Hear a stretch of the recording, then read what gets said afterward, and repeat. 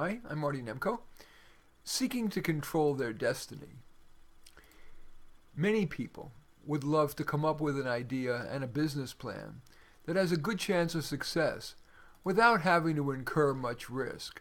They want to come up with a business plan that would present the kind of investment that might make even the toughest shark, Kevin O'Leary on the TV show Shark Tank, bite. Here's how I help my clients develop such a plan. First, let's talk about coming up with the idea. Many of my clients are passion-driven. They'd only put in the work to create this business if the product or service is something they're passionate about. And to that end, I invite such clients to inventory their life to identify pain points and pleasure points. First, I ask them to think through a typical day, from the moment they wake until the moment they're asleep. I might ask, what annoys you that a product or service could ameliorate?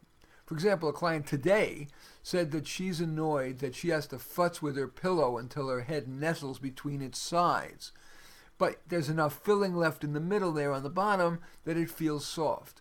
So I came up with the idea of a pillow in which the sides are bendable and yet retain their shape, the certain kind of foam that could do that, and where the middle is overfilled with little packets of, maybe Tyvek packets filled with foam, little foam pieces. Some of the packets firmer foam, some of the packets softer foam. And the user of the pillow simply unzips it and removes some of one or both types of packets until it's perfect for them. We ended up coming up with ideas that she likes better than the pillow idea and said she'd never pursue it. So otherwise I really wouldn't have described that concept to you. I also ask clients to inventory their life's components, their work, transportation, physical health, mental health, relationships, recreation, and home. And I ask them if there are any pain or pleasure points there. For example, I have a client who values her home being welcoming, is the term she used. So we, quote, walked her through her home, and that spawned this idea: custom welcome mats with a photo of the buyer's choosing, maybe like a family photo, ink-jetted, with permanent ink, into the mat.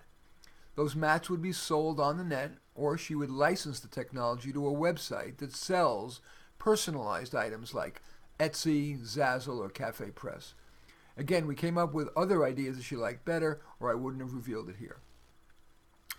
Other people don't need to feel passion for the product. They feel they'll get passionate enough as long as the pecuniary prospects, the money-making prospects, are good.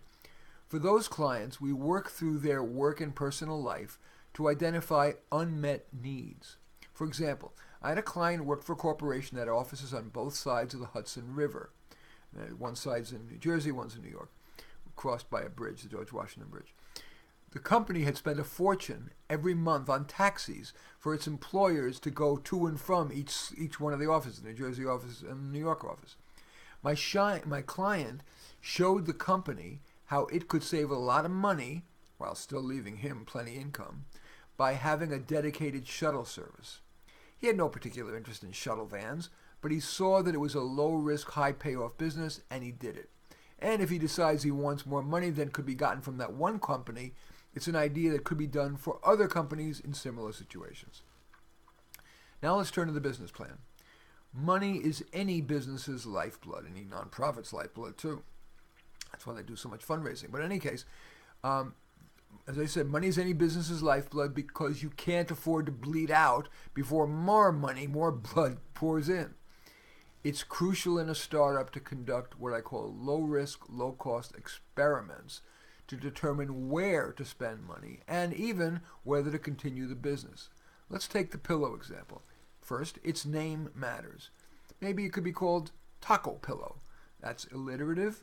It makes people curious as to what the hell that means, and describes the pillow's functionality. That is, the nesting of the head between the pillow's two moldable sides, moldable foam sides, like a taco.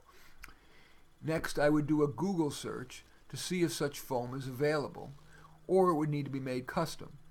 I would supplement that research with a phone call to a major foam retailer and or manufacturer, which the aforementioned Google search would reveal. For the prototype of the pillow, Unless I could get a sample made of my custom foam pillow done inexpensively, I would use commercially available foam for the sides and for the inside the packets. And if needed, I'd hand stuff and glue shut those Tyvek packets. If I later decided to go into production, I would certainly investigate using custom foam so the product was so good that the word of mouth would be awesome, as well as the online reviews. I would then throw a party in which I asked attendees to try the prototype, give me feedback, and make suggestions about its name, a logo, price, how to manufacture, where to manufacture, distribution, packaging, marketing, finance, whatever I could get from them as in terms of ideas. Next, with prototype and those ideas in hand, I would visit a local small boutique that sold pillows and a high-volume department store like Macy's, where I would talk with the manager of the bedding department. And I would ask, probably, just really exhort him to give me honest feedback on whether that person thought it would sell, and to give me any suggestions that the person might have. So, the takeaway, I think it's clear that with relatively little cost, time, and hassle, and probably a lot of fun, you can go from clueless to a good business plan that promises self-sufficiency and control of your destiny, or at least the sense that you'd be wiser to try some other business idea or get a job working for somebody, which would be worthwhile in itself. Anyway, thank you for watching. I am Marty Nemko.